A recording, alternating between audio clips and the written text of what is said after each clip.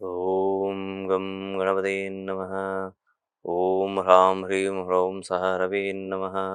ಓಂ ಗ್ರಹಾಣಾಂ ಆದಿರಾದಿತ್ಯೋ ಲೋಕರಕ್ಷಣಕಾರಕ ವಿಷಮಸ್ತಾ ಸಂಬೋಧಾಂ ಪೀಡಾಂ ಮರತು ಮೇ ರವಿಃ. ಓಂ ಸಮಸ್ತ ಭಾಸ್ವಾಹಿನಿ ವೀಕ್ಷಕರಿಗೆ ನಾನು ನಿಮ್ಮ ಆಚಾರ್ಯ ಬಾಲಸುಬ್ರಹ್ಮಣ್ಯ ಮಾಡುವ ಅನಂತ ನಮಸ್ಕಾರಗಳು.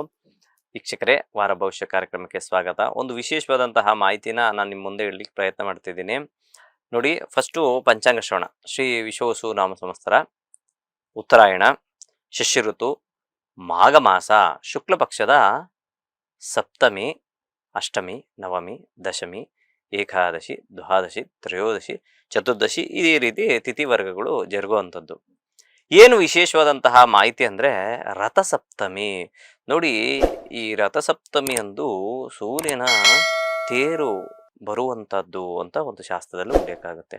ಸೂರ್ಯನು ರಥವನ್ನು ಏರ್ತಾನೆ ಅನ್ನೋದು ಸಹ ಶಾಸ್ತ್ರದಲ್ಲಿ ಉಲ್ಲೇಖ ಆಗುತ್ತೆ. 7 ಕುದುರೆಗಳ ಇರುವಂತಹ ಅಶ್ವಾರೂಢನಾಗಿ ಆ ಭಗವಂತನಾದಂತಹ ಸೂರ್ಯನಾರಾಯಣನು ಬೆಳಕನ್ನು ಚೆಲ್ಲುತ್ತಾನೆ, ಆರೋಗ್ಯವನ್ನು ಕೊಡ್ತಾನೆ. ಆ ಕಾರಣದಿಂದ ಮಾಘ ಮಾಸ ಅತಿ ಒಂದು ಶುಭಕರವಾದಂತಹ ಮಾಸ. ಅದೇ ರೀತಿ ಈ ಸಂಕ್ರಮಣದ ನಂತರ ಬರುವಂತಹ ಸಪ್ತಮಿ, ರಥಸಪ್ತಮಿ. ಈ ರಥಸಪ್ತಮಿ ದಿನ ಒಂದು ಸೂಕ್ಷ್ಮವಾದಂತಹ ಒಂದು ವಿಚಾರವನ್ನು ನಾನು ತಿಳಿಸ್ಕೊಡ್ತಾ ಇದ್ದೀನಿ. ಯಾರಿಗೆಲ್ಲ ಆರೋಗ್ಯದಲ್ಲಿ ಸ್ವಲ್ಪ ವ್ಯತ್ಯಾಸ ಇರ್ತದೋ ಅಂಥವರು ಈ ಒಂದು ರಥಸಪ್ತಮಿ, ಪ್ರಮುಖವಾಗಿ ಮೂಳೆಗಳಿಗೆ ಸಂಬಂಧಪಟ್ಟಂತಹ ಸಮಸ್ಯೆಗಳಿರ್ತದೆ. ಸಾಕಷ್ಟು ಜನಕ್ಕೆ ಈ ಮಂಡಿ ನೋವಾಗಿರ್ಬೋದು, ಬ್ಯಾಕ್ ಪೈನ್ ಆಗಿರ್ಬೋದು, ಶೋಲ್ಡರ್ ಪೈನ್, ಈ ರೀತಿಯಾದಂತಹ ಯಾರಿಗೆಲ್ಲ ಮೂಳೆಗೆ ಸಂಬಂಧಪಟ್ಟಿರೋಂಥ ನೋವುಗಳು ಕಾಣ್ತಾ ಇರ್ತಾರೋ ಅಂಥವರು ಈ ರಥಸಪ್ತಮಿ ದಿನದಂದು ಬಿಳಿ ಎಕ್ಕದ ಎಲೆಯನ್ನು ತೆಗೆದುಕೊಂಡು ಬಂದು 3 ಅಥವಾ 5 ಎಲೆಯನ್ನು ತೆಗೆದುಕೊಂಡು ಬಂದು ತಲೆ ಮೇಲೆ, ಭುಜದ ಮೇಲೆ ಹಾಗೂ ಮಂಡಿಯ ಮೇಲೆ ಇಟ್ಬಿಟ್ಟು ಓಂ ನಮೋ ಸೂರ್ಯನಾರಾಯಣಾಯ ನಮಃ ಅನ್ನೋ ಒಂದು ಮಂತ್ರವನ್ನು ಪಠನೆ ಮಾಡಿ ಸ್ನಾನವನ್ನು ಮಾಡಿಕೊಂಡಿದ್ದೆ ಆದರೆ ಖಂಡಿತವಾಗ್ಲೂ ಆರೋಗ್ಯ ವೃದ್ಧಿ ಆಗುತ್ತೆ. ಖಂಡಿತ ಇದನ್ನು ಪ್ರಯತ್ನ ಮಾಡಿ. ಇನ್ನು ರಾಶಿಗೋಚಾರ ಫಲ. ಮೇಷರಾಶಿ. ಮೇಷರಾಶಿಯಲ್ಲಿ ಜನನವಾಗಿರೋರಿಗೆ ರಾಶ್ಯಾಧಿಪತಿಯಾದಂತಹ ಕುಜ ಉಚ್ಚ ಕ್ಷೇತ್ರದ ಸ್ಥಿತನಾಗಿದ್ದಾನೆ. ಜೊತೆಗೆ ಅದೇ ಕ್ಷೇತ್ರದಲ್ಲಿ ಚತುರ್ಗ್ರಹಗಳ ಕೂಟವೂ ಸಹ ಜರುಗೋದ್ರಿಂದ ಸ್ವಲ್ಪ ಕನ್ಫ್ಯೂಸ್ ಆಗುವಂಥ ಸಾಧ್ಯತೆಗಳು ಹೆಚ್ಚಾಗಿರ್ತದೆ. ಏನೋ ಕೆಲಸ ಮಾಡ್ತಾ ಇರ್ತೀರ, ಆದರೆ ಆ ಕೆಲಸದಲ್ಲಿ ಸ್ವಲ್ಪ ಗೊಂದಲ ಉಂಟಾಗುವಂಥ ಸಾಧ್ಯತೆಗಳಿರ್ತದೆ. ಸ್ವಲ್ಪ ಮಟ್ಟಿಗೆ ಹಣಕಾಸಿನ ವಿಚಾರದಲ್ಲಿ ಸುಧಾರಣೆಯನ್ನು ಕಾಣುತ್ತೀರಾ. ಆರೋಗ್ಯ ವಿಚಾರದಲ್ಲೂ ಸಹ ಸುಧಾರಣೆಯನ್ನು ಕಾಣುತ್ತೀರಾ. ಈ ಕನ್ಫ್ಯೂಸ್ ಯಾಕೆ ಅಂದರೆ ನೀವು ಮಾಡುವಂಥ ಕೆಲಸ ಕಾರ್ಯಗಳಲ್ಲಿ, ನೀವು ಮಾಡುವಂಥ ವೃತ್ತಿ ಪ್ರವೃತ್ತಿ ಇಂಥ ವಿಚಾರಗಳಲ್ಲಿ ಸ್ವಲ್ಪ ಕನ್ಫ್ಯೂಸ್ ಆಗುವಂಥ ಸಾಧ್ಯತೆಗಳಿರ್ತದೆ. ಸರಿ, ಇದನ್ನು ಹೊರತುಪಡಿಸಿದರೆ ಮಿಕ್ಕೆಲ್ಲ ವಿಚಾರಗಳಲ್ಲೂ ಸಂಪೂರ್ಣ ಶುಭಫಲಗಳನ್ನು ಕಾಣ್ತೀರಾ. ಸಾಡೆ ಸಾತಿಯ ಪ್ರಭಾವವೂ ಸಹ ಇರುವುದರಿಂದ ಸಂಪೂರ್ಣವಾದಂಥ ಒಂದು ಪರಿಹಾರವನ್ನು ತಿಳಿಸ್ಕೊಡ್ತೀನಿ. ಹನುಮಂತನ ಸ್ಮರಣೆ ಮಾಡಿ, ಜೊತೆಗೆ ಸಾಕ್ಷಾತ್ ಸೂರ್ಯನಾರಾಯಣನ ಸ್ಮರಣೆ ಮಾಡಿ. ತುಂಬ ಒಳ್ಳೆಯದಾಗುತ್ತೆ. ಭಾನುವಾರ ಹಾಗೂ ಸೋಮವಾರ, ಮಂಗಳವಾರ ಶುಭ ವಾರಗಳಾಗಿರ್ತವೆ. ಮುಂದಿನ ರಾಶಿ ವೃಷಭ ರಾಶಿ. ವೃಷಭ ರಾಶಿಯಲ್ಲಿ ಜನನವಾಗಿರೋರಿಗೆ ಉತ್ತರೋತ್ತರ ಅಭಿವೃದ್ಧಿಯನ್ನು ಕಾಣುವಂಥದ್ದು. ಸ್ವಲ್ಪ ಮಟ್ಟಿಗೆ ಆರೋಗ್ಯದಲ್ಲಿ ಸ್ವಲ್ಪ ವ್ಯತ್ಯಾಸವನ್ನು ಕಾಣುವಂಥ ಸಾಧ್ಯತೆ. ಅಂದರೆ ಸ್ವಲ್ಪ ಇದ್ದಕ್ಕಿದ್ದಂಗೆ ಕೆಮ್ಮು, ನೆಗಡಿ ಏನೋ ಬರುವಂಥದ್ದು, ಅದು ಬೇಗ ಹೋಗೋದಿಲ್ಲ. ಈ ರೀತಿ ಆಗುವಂಥ ಸ್ವಲ್ಪ ಆರೋಗ್ಯದಲ್ಲಿ ವ್ಯತ್ಯಾಸ. ಹಣಕಾಸಿನ ವಿಚಾರದಲ್ಲಿ ಸಂಪೂರ್ಣ ಶುಭಫಲಗಳನ್ನು ಕಾಣ್ತೀರಾ. ಇನ್ನು ಮಾನಸಿಕ ವಿಚಾರದಲ್ಲೂ ಸಹ ಚೇತರಿಕೆಯನ್ನು ಕಾಣುವಂಥದ್ದು. ಕುಟುಂಬ ವರ್ಗದಲ್ಲಿ ಉತ್ತರೋತ್ತರ ಅಭಿವೃದ್ಧಿ ಕಾಣುವಂಥದ್ದು. ಓದುವಂತಹ ಮಕ್ಕಳಲ್ಲಿ ಸಂಪೂರ್ಣವಾದಂತಹ ಶುಭಫಲಗಳನ್ನು ಕಾಣ್ತೀರಾ. ಇನ್ನೂ ಸ್ವಲ್ಪ ಏನಾದರೂ ಹೆಚ್ಚು ಕಮ್ಮಿ ಸಣ್ಣ ಪುಟ್ಟ ಸಮಸ್ಯೆಗಳು ಇದ್ದರೂ ಸಹ ನೀವು ಮಾಡಬೇಕಾಗಿರುವಂತಹ ಪರಿಹಾರ ಗುರುಗಳ ಸ್ಮರಣೆ ಮಾಡಿ. ತುಂಬ ಒಳ್ಳೆಯದಾಗುತ್ತೆ. ಗುರುವಾರ, ಶುಕ್ರವಾರ ಹಾಗೂ ಶನಿವಾರ ಶುಭವಾರಗಳಾಗಿರ್ತವೆ. ಮುಂದಿನ ರಾಶಿ ಮಿಥುನ ರಾಶಿ. ಮಿಥುನ ರಾಶಿಯಲ್ಲಿ ಜನನವಾಗಿರೋರಿಗೆ ಸ್ವಲ್ಪ ತಿರುಗಾಟದಿಂದ ರಿಲ್ಯಾಕ್ಸ್ ಸಿಗುವಂಥದ್ದು. ಹಣಕಾಸಿನ ವಿಚಾರದಲ್ಲಿ ಸುಧಾರಣೆಯನ್ನು ಕಾಣ್ತೀರಾ. ಮಾನಸಿಕ ವಿಚಾರದಲ್ಲಿ ಚಂಚಲತೆಯಿಂದ ದೂರ ಆಗುವಂಥದ್ದು. ಏನೋ ಒಂದು ರೀತಿಯಂಥ ಕಸಿಬಿಸಿ ಇರ್ತದಲ್ಲ, ಆ ಕಸಿಬಿಸಿಯಿಂದ ದೂರ ಆಗುವಂಥ ಸಾಧ್ಯತೆಗಳು ಸಹ ಉಂಟು. ಇನ್ನು ಊಟ ಉಪಚಾರ ಸೇವನೆಯಲ್ಲಿ ಸ್ವಲ್ಪ ವ್ಯತ್ಯಾಸವನ್ನು ಕಾಣುವಂಥ ಸಾಧ್ಯತೆ ಇರ್ತದೆ. ಅಂದರೆ ಇಂಡೈಜೆಷನ್ ಆಗುವಂಥ ಸಾಧ್ಯತೆ ಇರ್ತದೆ. ಅದ್ರ ಬಗ್ಗೆ ಸ್ವಲ್ಪ ಗಮನ ಹರಿಸಿದ್ರೆ ಇದು ತುಂಬ ಒಳ್ಳೆಯದು. ಓದುವಂತಹ ಮಕ್ಕಳಲ್ಲಿ ಉತ್ತರೋತ್ತರ ಅಭಿವೃದ್ಧಿನೂ ಸಹ ನೀವು ಕಾಣ್ಬೋದು. ಈ ಆರೋಗ್ಯ ವೃದ್ಧಿಗಾಗಿ ಅಂದರೆ ಇಂಡೈಜೆಷನ್ಗೋಸ್ಕರ ನೀವು ಸಾಕ್ಷಾತ್ ಪರಮೇಶ್ವರನ ಒಂದು ಸ್ಮರಣೆ ಮಾಡಿ. ತುಂಬ ಒಳ್ಳೆಯದಾಗುತ್ತೆ. ಜೊತೆಗೆ ಸೋಮವಾರ, ಮಂಗಳವಾರ, ಬುಧವಾರ ಶುಭವಾರಗಳಾಗಿರ್ತವೆ. ಮುಂದಿನ ರಾಶಿ ಕರ್ಕಾಟಕ ರಾಶಿ. ಕರ್ಕಾಟಕ ರಾಶಿಯಲ್ಲಿ ಜನನವಾಗಿರೋರಿಗೆ ಸಾಧಾರಣವಾದಂತಹ ಶುಭಫಲಗಳನ್ನು ಈ ವಾರ ಕಾಣ್ತೀರಾ. ಅಂದರೆ ಹಣಕಾಸಿನ ವಿಚಾರದಲ್ಲಿ ಸ್ವಲ್ಪ ಸುಧಾರಣೆ ಕಾಣಿದ್ರೆ ಆರೋಗ್ಯದಲ್ಲಿ ಸ್ವಲ್ಪ ವ್ಯತ್ಯಾಸ, ಅಥವಾ ಆರೋಗ್ಯದಲ್ಲಿ ಸ್ವಲ್ಪ ವ್ಯತ್ಯಾಸ ಕಂಡ್ರೆ ಹಣಕಾಸಿನಲ್ಲಿ ಈ ರೀತಿಯಾದಂತಹ ಚಂಚಲವಾದಂತಹ ಜೀವನ, ಚಂಚಲವಾದಂತಹ ಮನಸ್ಸು ಸಹ ಈ ವಾರವನ್ನ ನೀವು ನೋಡುವಂಥ ಸಾಧ್ಯತೆ ಇರ್ತದೆ. ಲಘು ದೂರ ಪ್ರಯಾಣ ಅಥವಾ ದೈವ ದರ್ಶನದಿಂದ ನಿಮಗೆ ಲಾಭವನ್ನು ಗಳಿಸುವಂಥದ್ದು. ಯಾವುದೋ ಒಂದು ದೇವಸ್ಥಾನಕ್ಕೆ ಹೋಗಿ ಬಂದಪ್ಪ, ಯಾವುದೋ ಒಂದು ಕೆಲಸ ಆಗಬೇಕಾಗಿತ್ತು, ಬೇಗ ಆಗೋಯ್ತು, ಟಕ್ಕಂತ ಆಗೋಯ್ತು ಅಂತ ಹೇಳ್ತಾರಲ್ಲ, ಆ ರೀತಿಯಾದಂತಹ ಸಾಧ್ಯತೆಗಳು ಹೆಚ್ಚಾಗಿರ್ತದೆ. ಅದಕ್ಕೆ ಲಘು ದೂರ ಪ್ರಯಾಣ ಅಂದರೆ ಯಾವುದೋ ಒಂದು ಸಣ್ಣ ದೂರ ಪ್ರಯಾಣ ಮಾಡಿ ಅಲ್ಲಿ ಒಂದು ದೇವರ ದರ್ಶನವನ್ನು ಮಾಡೋವಂಥದ್ದಾದರೆ ಖಂಡಿತ ಒಳ್ಳೆಯದಾಗುತ್ತೆ. ಇನ್ನು ಹಿರಿಯರಂಗೆ ನೀವು ಸ್ವಲ್ಪ ನಿಷ್ಠೂರ ಆಗುವಂಥದ್ದು ಬೇಡ. ಕೋಪ ಮಾಡ್ಕೊಳ್ಳದೆ ಅವರಲ್ಲಿ ಸರಿಸಮಾನವಾಗಿ ಸಮಾನ ಮನಸ್ಕರಾಗಿ ಮಾತನಾಡೋದಾದರೆ ಖಂಡಿತ ಒಳ್ಳೆಯದಾಗುತ್ತೆ. ಸರಿ, ಪರಿಹಾರ ರೂಪಕವಾಗಿ ಏನು ಮಾಡಿದ್ರೆ ಒಳ್ಳೆಯದು? ಸೂರ್ಯನಾರಾಯಣನ ಸ್ಮರಣೆ ಮಾಡಿ, ತುಂಬ ಒಳ್ಳೆಯದಾಗುತ್ತೆ. ಶುಕ್ರವಾರ, ಶನಿವಾರ ಹಾಗೂ ಭಾನುವಾರ ಶುಭವಾರಗಳಾಗಿರ್ತವೆ. ಮುಂದಿನ ರಾಶಿ ಸಿಂಹರಾಶಿ. ಸಿಂಹರಾಶಿಯಲ್ಲಿ ಜನನವಾಗಿರೋರಿಗೆ ಉತ್ತರೋತ್ತರ ಅಭಿವೃದ್ಧಿಯನ್ನು ಕಾಣ್ತೀರಾ. ರಾಷ್ಟ್ರಾಧಿಪತಿಯಾದಂತಹ ರವಿಯು ಷಷ್ಠಸ್ಥಾನದ ಸ್ಥಿತನಾಗಿದ್ದಾನೆ. ಆರೋಗ್ಯದಲ್ಲಿ ಸ್ವಲ್ಪ ವ್ಯತ್ಯಾಸ ಆದರೂ ಏನೇ ಬರಲಿ ನೋಡ್ಕೊಳ್ತೀನಿ ಅನ್ನೋ ಒಂದು ಧೈರ್ಯ ಇರ್ತದೆ ನಿಮ್ಮಲ್ಲಿ. ಅದೊಂದು ಒಳ್ಳೆಯ ಒಂದು ಗುಣ ಅಂತ ಹೇಳ್ತೀವಿ. ಪ್ರಮುಖವಾಗಿ ಆರೋಗ್ಯದಲ್ಲಿ ಸ್ವಲ್ಪ ಚೇತರಿಕೆಯನ್ನು ಕಾಣಬೇಕು. ಮುಖ್ಯವಾಗಿ ಇದನ್ನು ತಿಳ್ಕೊಂಬಿಡಿ. ಯಾಕಂದರೆ ನಿಮ್ಮ ಬಾಡಿಯಲ್ಲಿ ಯಾವಾಗಲೂ ಉಷ್ಣವಾಯು ಅಂದರೆ ಉಷ್ಣ ಆಗಿರ್ತದೋ, ವಾಯುವಾಗಿರ್ತದೋ, ಅಥವಾ ಶೀತವಾಯು ಆಗಿರ್ತದೋ, ಕೋಲ್ಡೋ ಹೀಟೋ ಗೊತ್ತಾಗಲ್ಲ, ಇದ್ದಕ್ಕಿದ್ದಂಗೆ ಸ್ವಲ್ಪ ವ್ಯತ್ಯಾಸ ಆಗೋಯ್ತು ಬಾಡಿಲಿ ಅನ್ನೋ ಈ ರೀತಿಯಾದಂಥ ಸಮಸ್ಯೆನ ಅನುಭವಿಸ್ತೀರಾ. ಹಣಕಾಸಿನ ವಿಚಾರದಲ್ಲಿ ಸಂಪೂರ್ಣ ಶುಭಫಲಗಳನ್ನು ಕಾಣ್ತೀರಾ. ಮಕ್ಕಳ ಓದಿನ ವಿಚಾರದಲ್ಲಿ ಸಂಪೂರ್ಣ. ವೃದ್ಧರಿಗೆ ಆರೋಗ್ಯದಲ್ಲಿ ವೃದ್ಧಿ ಆಗುತ್ತೆ. ಅಂದರೆ ವಯೋವೃದ್ಧರಿಗೆ ಸ್ವಲ್ಪ ಆರೋಗ್ಯದಲ್ಲಿ ಚೇತರಿಕೆ ಕಾಣುವಂಥದ್ದು. ವೈವಾಹಿಕ ಜೀವನ ಸಂಪೂರ್ಣ ಶುಭವಾಗಿರುತ್ತದೆ. ಈ ರೀತಿ ಇದ್ದಾಗ ನಿಮಗೆ ಸಣ್ಣ ಪುಟ್ಟ ಪರಿಹಾರ ರೂಪಕವಾಗಿ ಒಂದು ಸಣ್ಣ ವಿಚಾರವನ್ನು ತಿಳಿಸ್ತೀನಿ. ಪ್ರತಿನಿತ್ಯ ಎದ್ದು ಪೂರ್ವಾಭಿಮುಖವಾಗಿ ತಿರ್ಕೊಂಡು ಸೂರ್ಯನಾರಾಯಣನಿಗೆ ನಮಸ್ಕಾರ ಮಾಡ್ಕೊಂಡು ಬನ್ನಿ. ಖಂಡಿತ ಈ ವಾರ ತುಂಬ ಚೆನ್ನಾಗಿರುತ್ತೆ. ಜೊತೆಗೆ ಭಾನುವಾರ, ಸೋಮವಾರ, ಮಂಗಳವಾರ ಶುಭವಾರಗಳಾಗಿರ್ತವೆ. ಮುಂದಿನ ರಾಶಿ ಕನ್ಯಾ ರಾಶಿ. ಕನ್ಯಾ ರಾಶಿಯಲ್ಲಿ ಜನನವಾಗಿರೋರಿಗೆ ಸ್ವಲ್ಪ ಮಟ್ಟಿಗೆ ಹಣಕಾಸಿನ ವಿಚಾರದಲ್ಲಿ ಗೊಂದಲ. ಯಾಕೋ ಬಿಸ್ನೆಸ್ಸು ಇದ್ದಕ್ಕಿದ್ದಂಗೆ ಬರುತ್ತೆ, ಕಮ್ಮಿ ಆಗುತ್ತೆ. ಯಾರೆಲ್ಲ ಸ್ವಂತ ವೃತ್ತಿಯನ್ನು ಮಾಡ್ತಾ ಇರ್ತಾರೋ, ಬಿಸ್ನೆಸ್ ಮಾಡ್ತಾ ಇರೋರಿಗೆ ಸ್ವಲ್ಪ ಮಟ್ಟಿಗೆ ಏರಿಳಿತ. ಒಂದು ದಿವಸ ತುಂಬ ಚೆನ್ನಾಗಾಗುತ್ತೆ, 2-3 ದಿವಸ ಖಾಲಿ ಇರ್ತೀರಾ. ಈ ರೀತಿ ಆಗುವಂಥ ಸಾಧ್ಯತೆಗಳಿರ್ತದೆ. ಇಲ್ಲ, ನಾನು ಯಾವುದೋ ಬೇರೆಯವ್ರ ಅಂಡ್ರಲ್ಲಿ ಕೆಲಸ ಮಾಡ್ತಾ ಇರೋವಂಥದ್ದು ಅಥವಾ ಸರ್ಕಾರಿ ವೃತ್ತಿಯಲ್ಲಿ ಇದ್ದೀನಿ ಅಂಥವ್ರಿಗೆ ಸಾಧಾರಣವಾದಂತಹ ಜೀವನವನ್ನು ನೀವು ಕಾಣ್ತೀರಾ. ಇನ್ನು ಹಣಕಾಸಿನ ವಿಚಾರದಲ್ಲಿ ಬೇರೆಯವ್ರಿಗೆ ಯಾರಿಗಾದರೂ ಹಣಕಾಸನ್ನು ಕೊಡಬೇಕಾದ್ರೆ ಸ್ವಲ್ಪ ಯೋಚನೆ ಮಾಡಿ ಸಹಾಯ ಮಾಡಿ ಬೇಡ ಅನ್ನಲ್ಲ. ಆದರೆ ಎಷ್ಟು ಬೇಕೋ ಅಷ್ಟು ಸಹಾಯ ಮಾಡಿ, ನಿಮ್ಗೆ ಉಳಿಸ್ಕೊಂಡು ನೀವು ಸಹಾಯ ಮಾಡಿ. ಸುಮ್ಮನೆ ಕೇಳಿದವ್ರಿಗೆಲ್ಲ ಹಣವನ್ನು ಕೊಡುವಂಥ ಪ್ರಯತ್ನ ಮಾಡೋಕೆ ಹೋಗ್ಬಿಡಿ ಈ ವಾರ. ಇನ್ನು ಸಾಂಸಾರಿಕ ಜೀವನದಲ್ಲಿ ಸಂಪೂರ್ಣ ಶುಭಫಲಗಳನ್ನು ನೀವು ಖಂಡಿತ ಕಾಣ್ಬೋದು. ಈ ರೀತಿ ಇದ್ದಾಗ ಸಣ್ಣ ಪುಟ್ಟ ಸಮಸ್ಯೆಗಳಿಗೆ ಪರಿಹಾರ ರೂಪಕವಾಗಿ ಯಾವ ದೇವರ ಸ್ಮರಣೆ ಮಾಡಿದ್ರೆ ಒಳ್ಳೆಯದು ಅಂದರೆ ದುರ್ಗಾ ಪರಮೇಶ್ವರಿಯ ಒಂದು ಸ್ಮರಣೆ ಮಾಡಿ, ತುಂಬ ಒಳ್ಳೆಯದಾಗುತ್ತೆ. ಜೊತೆಗೆ ಶನಿವಾರ, ಭಾನುವಾರ, ಸೋಮವಾರ ಶುಭವಾರಗಳಾಗಿರ್ತವೆ. ಮುಂದಿನ ರಾಶಿ ತುಲಾರಾಶಿ. ತುಲಾರಾಶಿಯಲ್ಲಿ ಜನನವಾಗಿರೋರಿಗೆ ಉತ್ತರೋತ್ತರ ಅಭಿವೃದ್ಧಿಯನ್ನು ಕಾಣುವಂಥದ್ದು. ಸ್ವಲ್ಪ ಮಟ್ಟಿಗೆ ಸಮಾಧಾನ. ಏನೋ ಹೇಳ್ತಾರೆ, ಎಲ್ಲ ಚಾನಲ್ ಹೇಳ್ತಾರೆ, ಸ್ವಲ್ಪ ವೃದ್ಧಿ ಬಟ್ ಎಲ್ಲೂ ಕಾಣ್ತಾ ಇಲ್ಲ ಅಂದವ್ರಿಗೂ ಸಹ ಈ ವಾರ ಸ್ವಲ್ಪ ಮಟ್ಟಿಗೆ ಬೆಳಕು. ಪ್ರಮುಖವಾಗಿ ಯಾರೆಲ್ಲ ರಿಯಲ್ ಎಸ್ಟೇಟ್ ಮಾಡ್ತಾ ಇದ್ರೋ ಅವ್ರಿಗೆ ಸ್ವಲ್ಪ ಮಟ್ಟಿಗೆ ಸುಧಾರಣೆಯನ್ನು ಕಾಣುವಂಥ ವಾರವಾಗಿರ್ತದೆ. ಇನ್ನು ಹೊಸ ಮನೆ ಸ್ವಲ್ಪ ಡಿಲೇ ಆಗ್ತಾ ಇದೆ ಕಟ್ಟೋದಕ್ಕೆ ಅನ್ನೋರಿಗೆ ಯಾವುದೋ ಒಂದು ಅನುಕೂಲ ಆಗುವಂಥ ಸಾಧ್ಯತೆಗಳು, ಅಂದರೆ ಹಣಕಾಸಿನ ವಿಚಾರದಲ್ಲಿ ಸ್ವಲ್ಪ ಅನುಕೂಲ ಆಗುವಂಥ ಸಾಧ್ಯತೆಗಳು ಸಹ ಇರ್ತದೆ. ಆರೋಗ್ಯದಲ್ಲಿ ಚೇತರಿಕೆಯನ್ನು ಕಾಣ್ತೀರಾ. ಬೇರೆ ಪರಸ್ಥಳ ವಾಸದಿಂದ ನಿಮಗೆ ಒಳ್ಳೆಯ ಒಂದು ವಿಚಾರವನ್ನು ಕೇಳುವಂಥದ್ದು.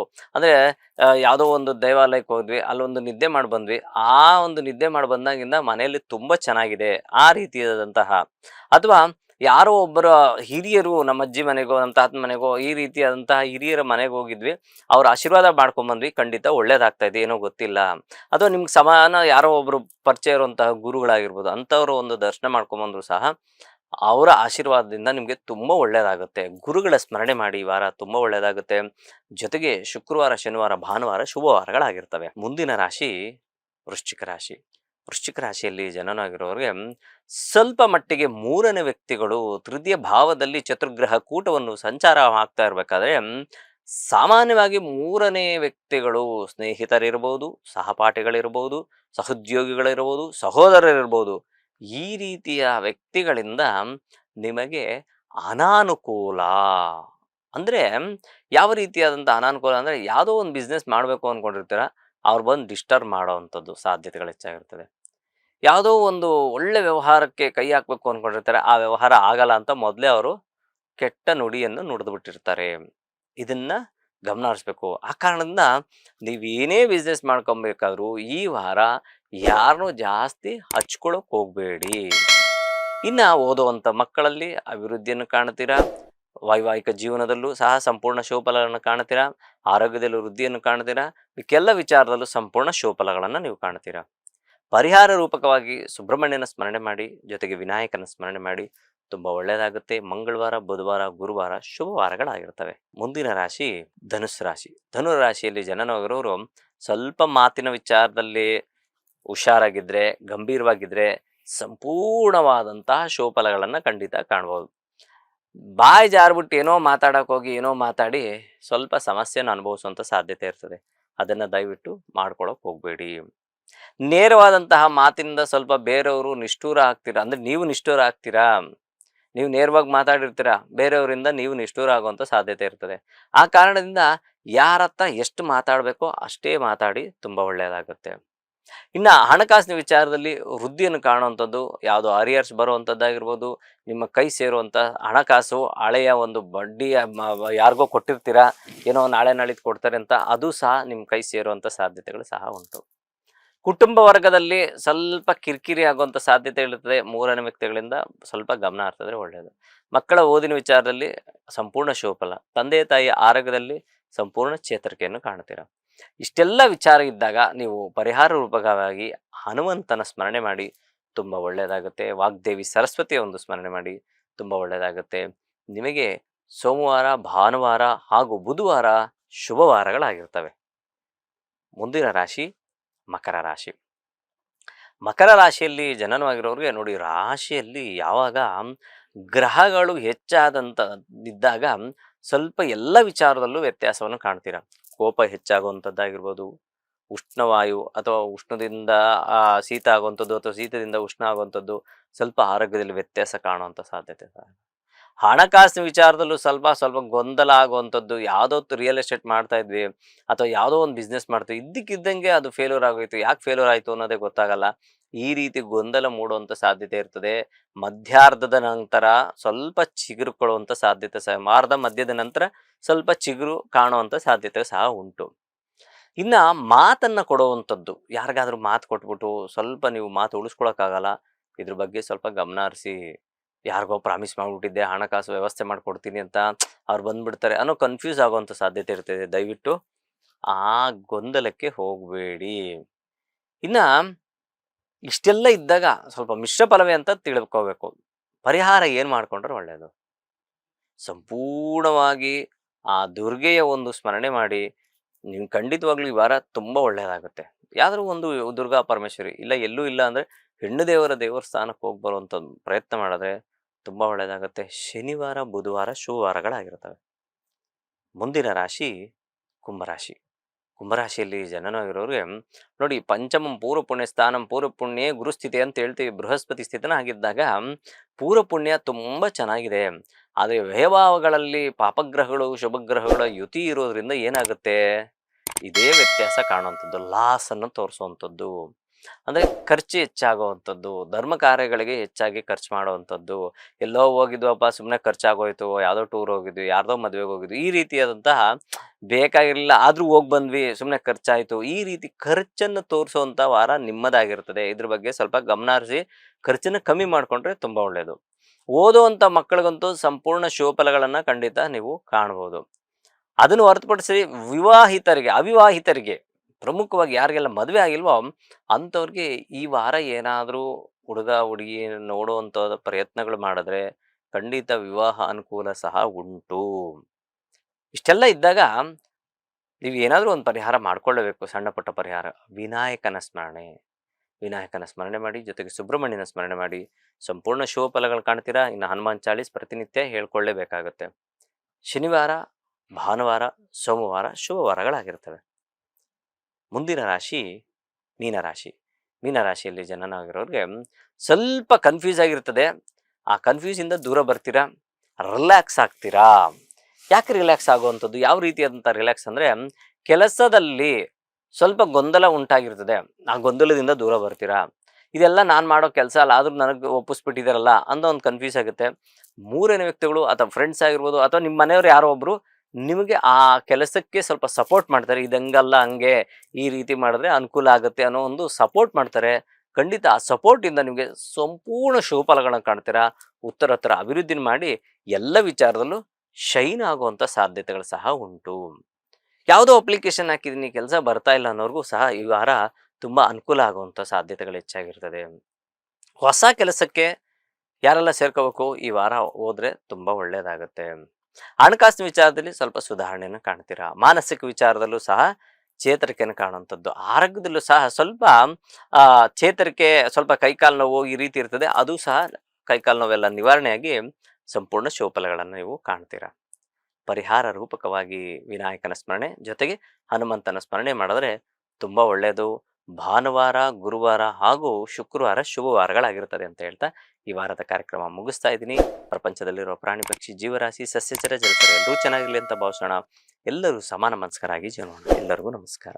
ಲೇಟೆಸ್ಟ್ ಹಾಗೂ ಇಂಟ್ರೆಸ್ಟಿಂಗ್ ಸುದ್ದಿಗಳಿಗಾಗಿ ಬಾಸ್ ಟಿವಿ ಕನ್ನಡ ಚಾನೆಲ್ನ ಸಬ್ಸ್ಕ್ರೈಬ್ ಮಾಡಿ. ಹಾಗೆಯೇ ಬೆಲ್ ಐಕಾನ್ ಪ್ರೆಸ್ ಮಾಡಿ. ಇದರ ಜೊತೆಗೆ ಫೇಸ್ಬುಕ್, ಇನ್ಸ್ಟಾಗ್ರಾಮ್, ಎಕ್ಸ್ ನಲ್ಲೂ ಮಿಸ್ ಮಾಡದೆ ಫಾಲೋ ಮಾಡಿ.